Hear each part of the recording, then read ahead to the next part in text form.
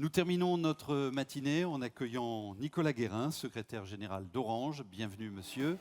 Et vos propos vont être introduits par le président Xavier Pintat. Nicolas Guérin d'Orange, qui nous rejoint dans quelques instants. Ça fait plus de 30 ans que la FNCCR a intégré dans ses compétences les réseaux de communication électronique. Bienvenue, monsieur. Je vous en prie, prenez place. C'est à vous, président Pintat.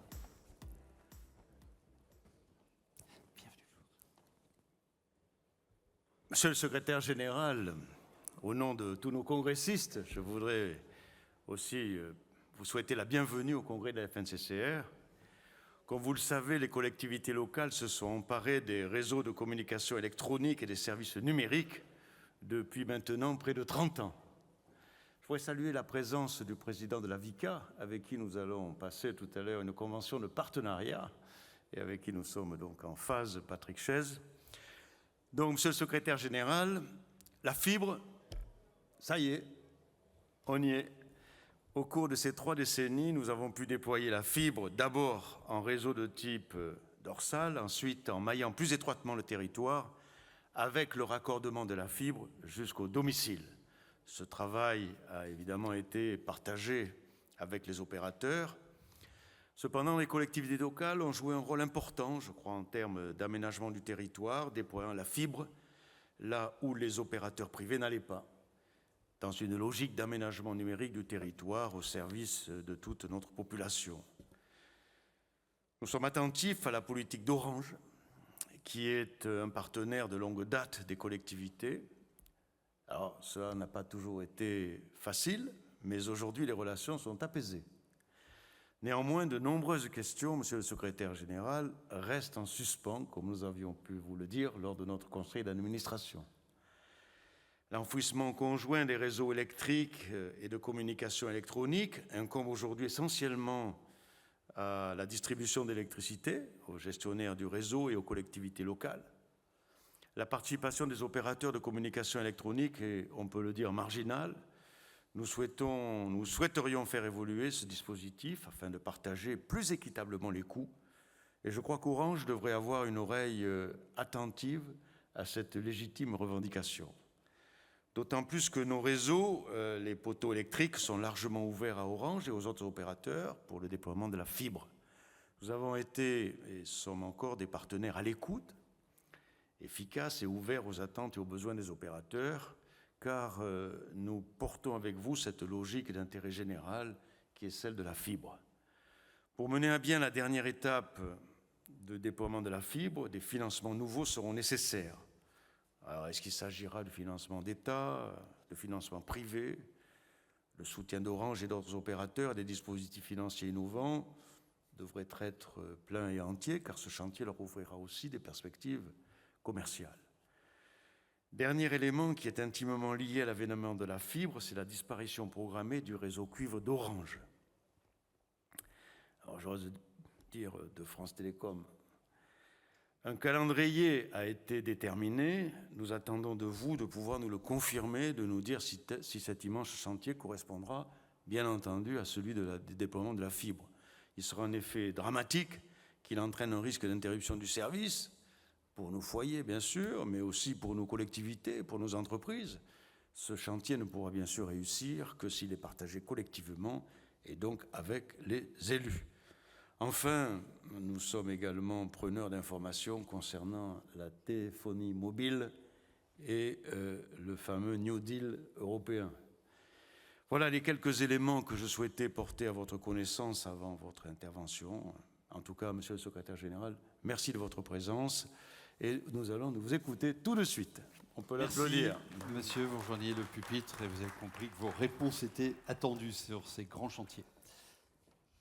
Ben merci, Monsieur le Président, pour ces mots d'introduction et merci pour votre invitation. En fait, Orange n'était pas intervenu devant cette Assemblée depuis 2013, donc je suis ravi de pouvoir le faire aujourd'hui.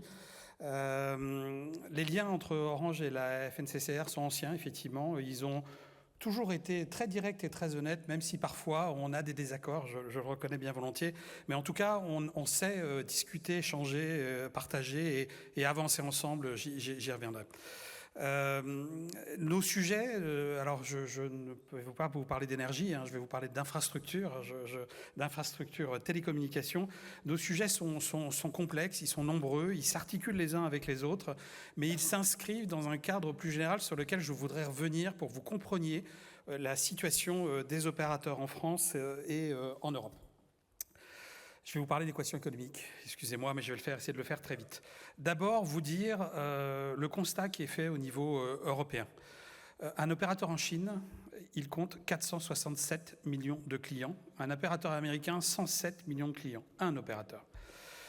De son côté, vous savez que l'Union européenne comporte 448 millions d'habitants qui se répartissent entre 100 opérateurs. 100 opérateurs. Donc on a un marché qui est extraordinairement fragmenté, un marché européen des télécoms qui est fragmenté. L'ancien Premier ministre italien Enrico Letta vient de rendre un rapport qui appelle à défragmenter, à recomposer ce marché, à le reconsolider pour effectivement donner plus de marge de manœuvre aux opérateurs en Europe pour avancer, pour investir.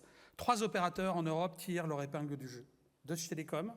Pourquoi Deutsche Telekom? Parce que Deutsche Telekom fait 100 milliards de chiffre d'affaires, 60 milliards aux États-Unis, 40 milliards dans toute l'Europe et dans tous ses territoires. Swisscom s'en sort aussi très bien. Alors on sait pourquoi, le niveau de vie est un peu plus élevé dans ce pays que les autres. Et le dernier, c'est KPN aux Pays-Bas. Pourquoi KPN effectivement arrive à tirer son épingle du jeu? Parce que KPN n'est présent qu'aux Pays-Bas, qui est un pays où les prix sont élevés, où les investissements n'ont pas encore été totalement faits comme on peut les avoir faits en France. Donc les opérateurs européens doivent passer à l'échelle, c'est extraordinairement important comme on dit, et donc trouver un équilibre économique qui leur permet de faire face à ces investissements colossaux qu'ils ont à faire. 274 milliards d'euros d'investissement doivent être faits en Europe pour faire face aux besoins d'infrastructures.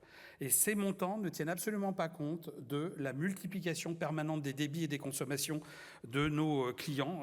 On a une croissance exponentielle des usages, x6 d'ici 2030 en estimation sur la data mobile, x5 sur la data fixe, et ça ne tient encore moins compte de l'impact que va avoir nécessairement sur les réseaux l'IA. Vous savez ce qu'on dit, je crois qu'en matière d'énergie, je ne sais pas si c'est vrai ou non, j'aurais pu poser la question, on dit que si toutes les requêtes faites sur Google passaient via une intelligence artificielle, il n'y aurait pas assez d'énergie sur Terre pour y faire face. Je ne sais pas si c'est une légende ou non, mais je pense que c'est un bon moyen d'exprimer qu'on a un problème face effectivement à la data que représente l'IA et à la consommation énergétique que représente l'IA. Donc on a un déficit de taille en Europe, on a un problème encore plus fondamental en France qui est que on a massivement investi dans les réseaux. On est les premiers contributeurs de l'écosystème numérique français en investissement, en emploi, en fiscalité, mais pas en revenus. On a investi 14,6 milliards d'euros en 2022 hors fréquence et on investit en moyenne depuis 5 ans 13,1 milliards d'euros chaque année. Et pourtant, donc on assume 79% des investissements de tout le secteur numérique. On dépasse très largement les investissements faits dans tous les autres secteurs. Je vais essayer de ne pas citer la distribution électrique, je vais aller vers les réseaux ferrés. 5,1 milliards d'euros pour le réseau ferré, 1,6 milliard d'euros pour les autoroutes.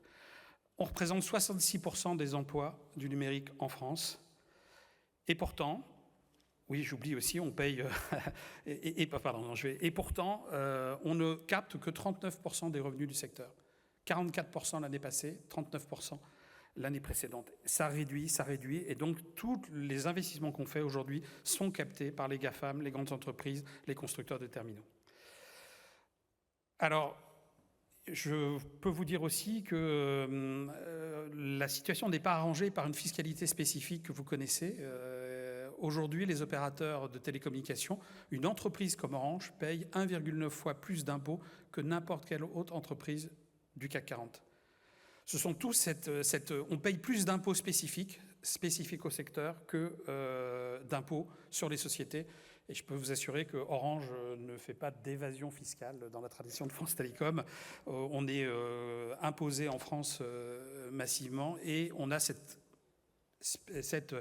fiscalité spécifique qui est très forte, que vous connaissez, IFER fixe, IFER mobile, contribution à la création au cinéma français, etc., etc., compensation de la suppression de la publicité sur France Télévisions, tout ça on paye. Orange paye 800 millions sur les 1,5 milliards d'impôts spécifiques qui existent en France. Donc on a une situation économique qui reste quand même assez compliquée. Et c'est dans ce cadre-là que nos enjeux interviennent, les enjeux que vous avez décrits, Monsieur le Président. Donc effectivement, il nous faut fermer le cuivre. On a proposé à l'ARCEP un plan de fermeture qui est collectif, progressif, structuré. J'insiste sur le progressif. Il n'est pas question d'éteindre du jour au lendemain et de mettre nos clients en situation de déni de service, ce dont vous parliez, Monsieur le Président. C'est hors de question. Il n'y aura pas de fermeture de cuivre s'il n'y a pas une solution de substitution pour les clients. Et la solution de substitution principale, c'est bien la fibre.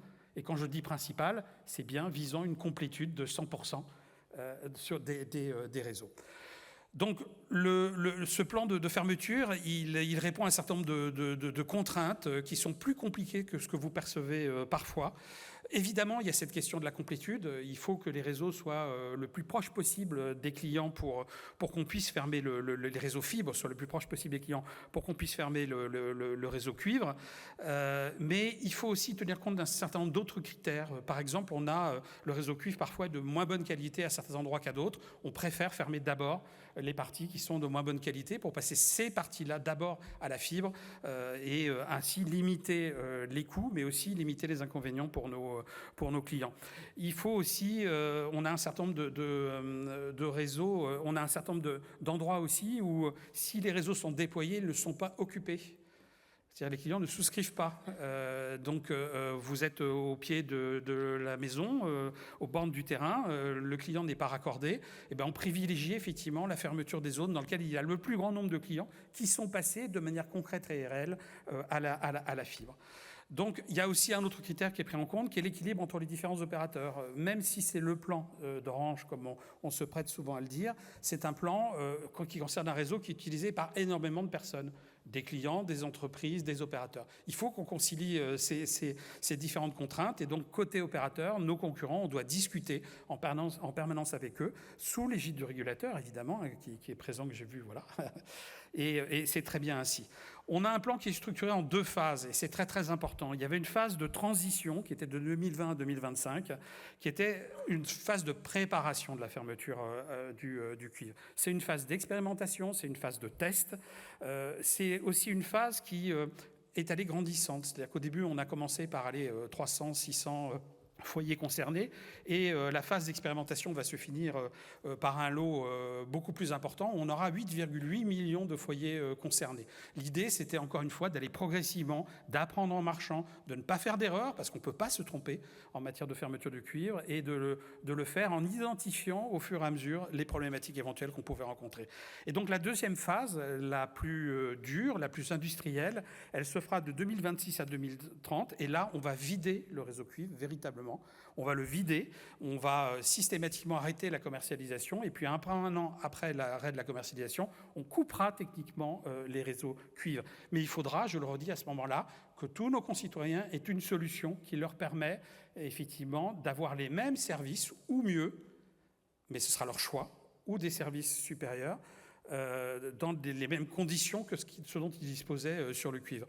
Par exemple, pour prendre un exemple très concret, une question qu'on nous pose souvent, vous pourrez continuer à avoir un abonnement uniquement pour téléphoner sur la fibre, sans avoir nécessairement une box Internet, la télé, etc. Vous pourrez, Orange le propose, avoir un service de téléphonie simple.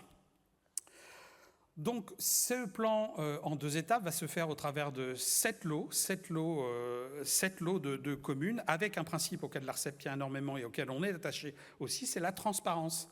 C'est-à-dire qu'on informe à l'avance, effectivement, les collectivités, nos concitoyens, que dans 3 ans, il y aura une fermeture technique, 2 ans, une fermeture commerciale. Donc on le fait avec un préavis suffisant, qui est encadré, qui est contrôlé, et qui est de nature à rassurer nos concitoyens sur la suite. Alors, je crois que vous l'avez dit, ça a été dit ce matin, en tout cas dans certains tables de ronde, c'est un chantier qui est collectif. C'est extrêmement important, effectivement, qu'on soit tous conscients de ça et qu'on y participe tous. Il ne suffit pas de dire que c'est le projet d'Orange, il faut effectivement, on a besoin des autres opérateurs, on a besoin du régulateur, on a besoin de l'État, on a besoin des associations de collectivités pour mettre en musique cet ensemble et faire en sorte que tout se passe le mieux du monde. Donc oui, je le redis, ce matin, on a eu des débats sur faut-il une communication nationale d'information de nos concitoyens. On pense que oui, on pense que cette communication, elle doit avoir lieu le plus vite possible, être décorrélée de toute échéance politique, excusez-moi de le dire comme ça, mais ce serait idéal qu'elle ait lieu en 2025 et qu'elle permette à nos concitoyens d'être rassurés sur ce qu'est la fermeture du cuivre et ce qu'elle n'est pas. Non, vous n'aurez pas besoin de faire des centaines de milliers de travaux pour être accordé. Non, vous n'êtes pas obligé de prendre une box Internet pour avoir le service pour téléphoner comme vous le faisiez auparavant, etc. C'est ce genre de choses qu'on souhaite voir communiquer. Donc on a besoin d'accompagner, on a besoin des élus. On a fait déjà beaucoup de travaux ensemble avec la FNCCR, avec d'autres associations.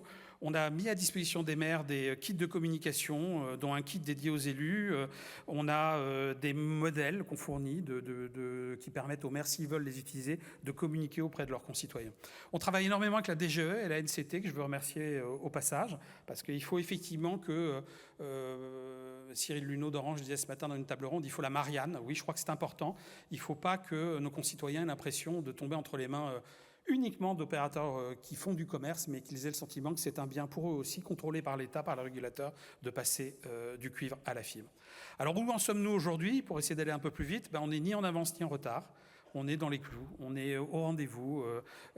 L'année 2024 est une forme d'accélération dans les tests, puisque je vous l'ai dit, on a lancé 3,7 millions un lot sur 3,7 millions de locaux, mais ça va vraiment s'accélérer à partir du lot 4, avec 8,3 millions et 7000 communes concernées.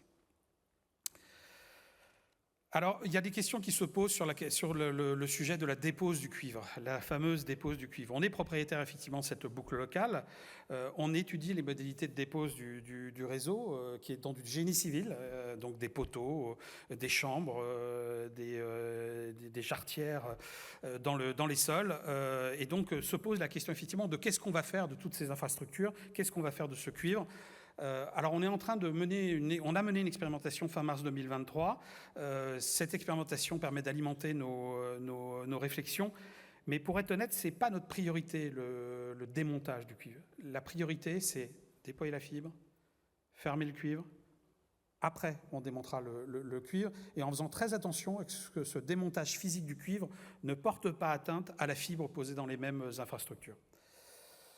On nous a demandé si on avait l'intention de vendre notre génie civil dans les zones rurales. C'est un actif d'Orange, je vous le redis. Christelle Edeman, notre directrice générale, l'a déclaré explicitement. Nous n'avons pas l'intention de vendre ce génie civil, nous avons l'intention de l'exploiter, c'est une source de revenus, c'est un actif. Vous avez tous vu les mouvements qui existent en Europe sur tous ces opérateurs qui vendent leurs actifs pour les valoriser avec des multiples, des EBITDA très très élevés sur ces infrastructures. Ce n'est pas notre intention, nous voulons garder la maîtrise de nos infrastructures. Opérateur d'infrastructures, c'est notre ADN, on l'a été sur le cuivre pendant des décennies, on le restera sur la fibre pendant des décennies et sur le génie civil aussi. Donc nous ne vendrons pas, ce qui n'empêche qu'on peut discuter avec les collectivités locales sur comment on l'exploite, ce qui n'empêchera pas aussi d'améliorer le niveau de jeu sur le génie civil, puisqu'on sait qu'il y a une forme de mécontentement légitime autour de cette exploitation. Donc nous allons élever notre niveau de jeu, c'est prévu. Peut-être que je vais en rester là sur la partie cuivre pour ne pas être trop long, parce que je voudrais vous parler aussi un petit peu de fibre, donc de réseau fibre. Donc on est à 87% de déploiement de la fibre en France, 87%. On a 38,7 millions de foyers raccordables.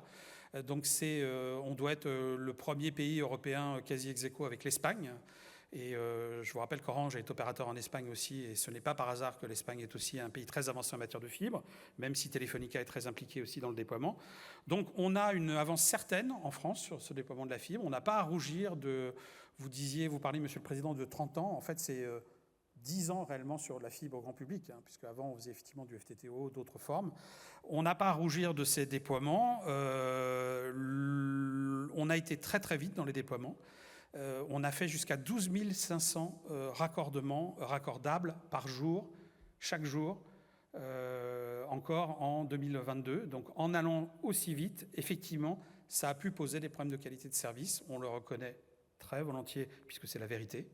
Donc effectivement, quand vous allez vite, vous êtes moins bon, vous êtes obligé d'employer des sous-traitants, vous avez moins de temps pour les former, mais on avait une pression pour atteindre ces volumes très très importants de couverture. Donc une fois qu'on a dit ça, maintenant il faut qu'on s'attache à rétablir cette qualité de service. Donc on a énormément travaillé sur le sujet. Côté Orange, juste au passage, je veux juste vous donner quelques chiffres sur les 47 réseaux fibres qui affichent un taux de panne supérieur à 0,2%. Ce sont les chiffres que donne l'ARCEP. Seuls 5 sont des réseaux déployés par Orange. Donc ça veut dire qu'on peut faire, si on veut, de la qualité partout. 80% des réseaux Orange ont un taux de panne inférieur à 0,2%. Et notre taux de panne le plus fort est de 0,44% en Seine-Saint-Denis. Donc vous comprendrez que c'est dans une zone un petit peu sensible versus des taux qui sont dénoncés dans d'autres régions et chez d'autres opérateurs qui sont supérieurs à 2% et qui peuvent atteindre 3,5%. Pourquoi je vous donne ces chiffres? Ce n'est pas pour me glorifier et vous dire que tout est parfait, c'est juste pour vous dire que si on le veut, on peut améliorer la qualité. On s'est organisé au niveau de la filière pour le faire, avec un renforcement de la formation des sous-traitants, avec la suppression des sous-traitants de niveau 3. On a mis en place des outils qui permettent effectivement de vérifier en temps réel ce qui est fait sur les installations fibres. On transmet les plannings entre OI et OC pour leur permettre, entre opérateurs d'infrastructure et opérateurs commerciaux, pour permettre à chacun d'intervenir, de vérifier ce que l'autre fait. On a toute une série de mesures qui ont été faites, qui ont été mises en place au niveau sectoriel et qui ont permis d'améliorer, de commencer à améliorer sensiblement la qualité de service. Ce que fait Orange en plus, et auquel je crois énormément, ce que font d'autres opérateurs, comme Altitude par exemple, c'est ce qu'on appelle la reprise des PM. C'est-à-dire, comme on est allé très vite pour les déployer, on retourne sur site, on retourne sur les points de mutualisation, on retourne sur les équipements et on les remet à neuf. On les remet entièrement à neuf. Et quand vous constatez, quand il y a une remise à neuf, eh bien d'un seul coup, évidemment, le SAV, le service après-vente, diminue, les incidents diminuent. Donc la fibre, c'est un parcours du long terme, c'est un travail récurrent, permanent, il faut y revenir, mais on peut le faire, on peut y arriver, et de toute façon, il faut absolument y arriver, puisque comme vous le savez tous, il n'y aura pas de fermeture du cuivre s'il n'y a pas une fibre disponible de qualité pour tous nos concitoyens.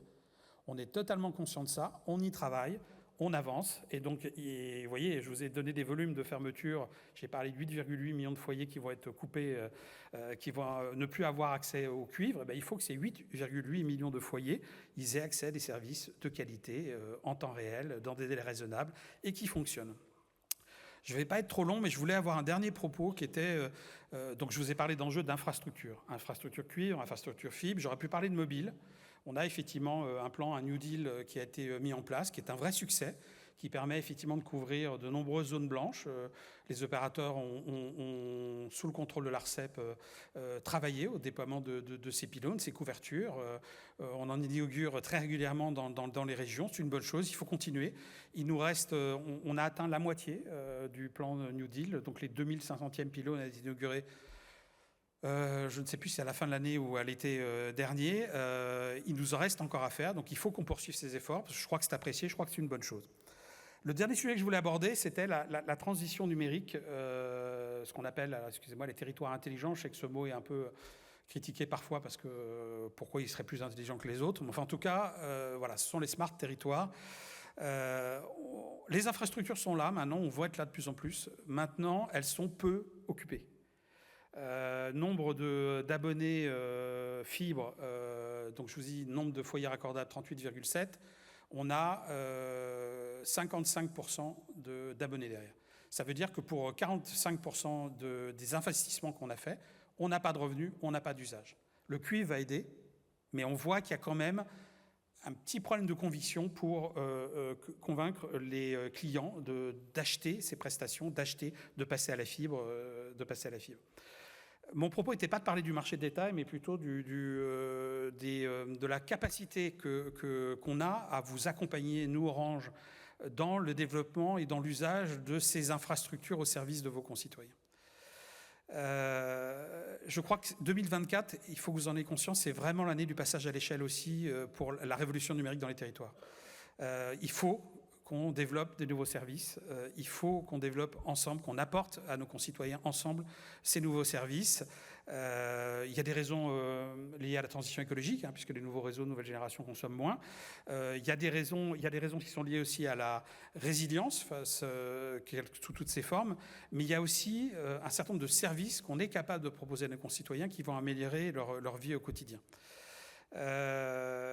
Alors, l'observatoire qui a été de la transition numérique des territoires, qui a été présenté par la VICA, Infranum et la Banque des territoires au congrès de la VICA, je crois, a montré que 73% des collectivités ont un projet en vue et que majoritairement ce projet est d'ici 2026.